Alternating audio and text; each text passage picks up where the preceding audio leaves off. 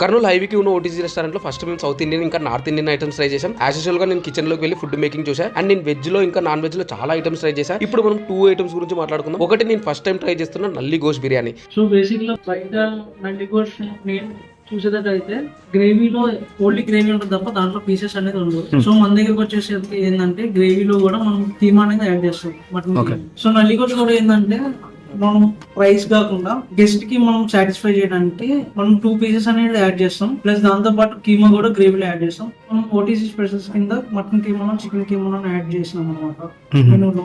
So దాంట్లో speciality ఏంటంటే mutton boneless కానీ చికెన్ బోన్లెస్ తీసుకొని దాన్ని మళ్ళీ మసాలా మ్యారినేట్ చేసి దాన్ని మళ్ళీ తడకా కొట్టి దాన్ని మనం ఈ నాన్స్ లో స్టఫింగ్ చేసి దాంట్లో పెట్టిస్తాం అనమాట. సో నాన్ వెజ్ లవర్స్ కి అదొక ఫెస్టివల్ లెక్క. ఫుడ్ మేకింగ్ చూసిన నాకు టేస్ట్ చేయాలన్న కోరిక డబుల్ అయ్యింది.